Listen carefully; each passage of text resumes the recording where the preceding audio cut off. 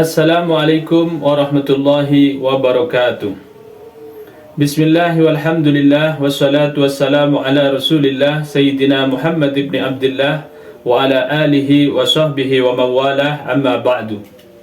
Para pemirsa, teman-teman siswa dan siswi rahimakumullah, kita diciptakan oleh Allah subhanahu wa ta'ala dan hidup di dunia ini tujuannya tiada lain dan tiada bukan hanya karena supaya kita beribadah kepada Allah subhanahu wa ta'ala. Maka apapun yang Allah berikan kepada kita, baik itu berupa sarana, berupa kesehatan, apapun itu, jangan sampai menyebabkan kita lalai untuk beribadah kepada Allah. Sebaliknya, jadikanlah semuanya itu sebagai sarana yang mempermudah kita untuk beribadah kepada Allah subhanahu wa ta'ala. Allah subhanahu wa ta'ala berfirman dalam Al-Quran surat Al-Qasas ayat 77. A'udzubillahi minasyaitonir rajim. Bismillahirrahmanirrahim. Wabtaghi fima atakallahu ad-daral akhirata wa la tansa nasibaka minad dunya wa ahsin kama ahsanallahu ilaik wa la tabghil fasada fil ard innallaha la yuhibbul mufsidin. Kata Allah subhanahu wa ta'ala, dan carilah menggunakan apa-apa yang telah Allah berikan kepadamu. Carilah ad-daral akhirata, carilah negeri akhirat. Akan tetapi wala tansa nasibaka minad dunya, janganlah kamu lupa bagianmu di dunia ini. Wa ahsin kama ahsanallahu ilaik, dan berbuat baiklah kamu sebagaimana Allah telah berbuat baik kepadamu. Wala tabghil fasada fil ard, dan janganlah kamu berbuat kerusakan di muka bumi ini. Innallaha la yuhibbul mufsidin, sesungguhnya Allah subhanahu wa ta'ala itu tidak senang, tidak menyukai orang-orang yang berbuat kerusakan di muka bumi ini.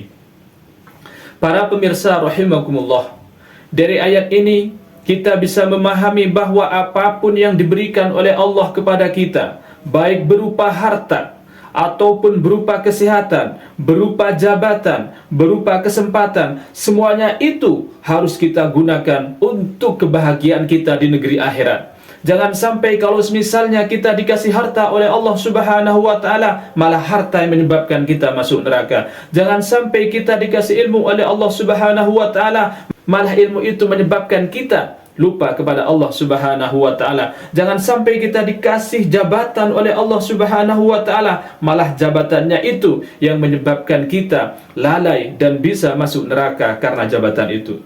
Jangan seperti itu. Tetapi mari kita gunakan apapun yang kita miliki ini untuk beribadah kepada Allah subhanahu wa ta'ala. Sebagai orang yang mukmin, kita jangan sampai melakukan suatu perbuatan kecuali perbuatan itu bisa bernilai ibadah. Kata Ibn Ruslan dalam kitab Nazm Zubatnya, wa khussa ma yubahu bistiwa'i al-fi'li wat tarki ala sawa'i. Perkara yang mubah itu dihususkan bahwa apapun itu akan sama, baik dikerjakan ataupun tidak dikerjakan. Perbuatan mubah itu tidak akan berdampak apa-apa, tidak mendapat pahala, juga tidak mendapatkan siksa. Tetapi kata Ibn Ruslan, lakin idza nawa bi aqlihil quwa li ta'atillahi lahu ma qad nawa.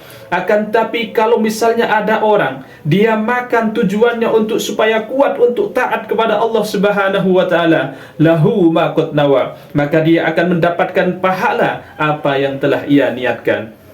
Para pemirsa rahimakumullah, ini nazam menunjukkan bahwa setiap orang Islam itu harus pintar, harus bisa menjadikan apapun yang kita lakukan, apapun yang kita kerjakan itu bernilai ibadah. Misalnya kita pergi dari rumah, maka dari awal dari pergi dari rumah kita niati dalam hati, seandainya nanti bertemu dengan orang muslim maka akan mengucapkan salam. Seandainya bertemu dengan orang yang membutuhkan akan membantu.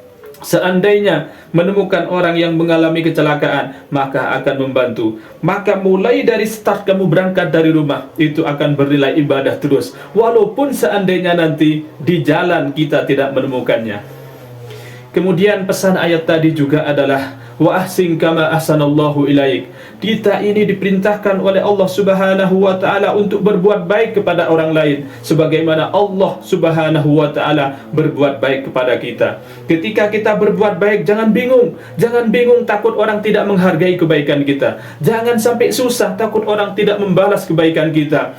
Insya Allah, Allah Subhanahu wa taala pasti akan berbuat baik kepada kita yang telah berbuat baik. Kalau tidak orang yang kita bantu yang membalas kebaikan kita, maka Allah taala akan memberikan orang lain kepada kita yang berbuat baik kepada kita, atau hal-hal yang akan menyenangkan kita. Bisa tambah umurnya kita, bisa keberkahan amal-amal kita, bisa keberkahan anak-anak kita. Itu adalah di antara buah kebaikan diri kita, dari kita itu sendiri.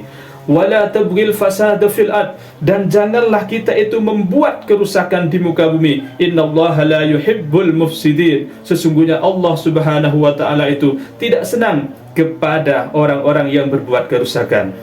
Tetapi dalam ayat tersebut tadi ada hal yang perlu kita ingat. Jangan sampai gara-gara kita fokus kepada akhirat, sementara dunia kita itu nanti akan berbengkalai. Ini juga akan berdampak. Jadi kalau kita tidak memperhatikan dunia kita ini, itu juga akan berdampak kepada akhirat kita. Misalnya kita khusyuk beribadah, tetapi keluarga kita ditinggalkan. Kita khusyuk beribadah, orang tua kita tidak diurus. Ingatlah bahwa kita ini hidup di dunia. Maka apapun yang menjadi penopang dunia kita ini, kita harus lakukan. Kita jangan melupakannya. Hadirin pemirsa rahimakumullah. Oleh karena itu, maka kita harus menyeimbangkan pekerjaan ini. Jangan sampai hanya karena akhirat saja kita tidak mengurus dunia sama sekali. Wala tansa nasibaka minad dunya. Janganlah lupa kamu untuk bagianmu di dunia ini.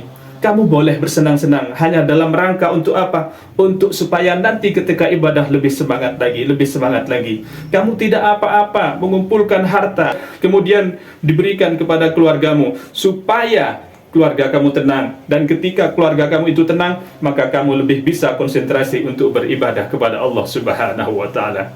Jadi para pemirsa rahimakumullah, tujuan utama kita untuk hidup di dunia ini adalah untuk beribadah kepada Allah Subhanahu wa taala. Intinya semua yang diberikan oleh Allah kepada kita itu jadikanlah untuk sarana beribadah kepada Allah. Akan tetapi jangan lupa kita ini sedang di dunia. Jangan lupa bagian-bagian kita untuk dunia kita ini, sehingga bisa seimbang kehidupan kita, tidak jemu dan kita tidak bosan untuk melakukan ibadah tersebut. Pemirsa rahimakumullah, itu yang bisa saya sampaikan. Semoga yang sedikit ini bermanfaat kepada saya sendiri pada khususnya dan kepada para pemirsa umumnya. Dan terima kasih atas perhatiannya. Wallahul muwaffiq ila aqwamit thoriq. Tsumma assalamu alaikum warahmatullahi wabarakatuh.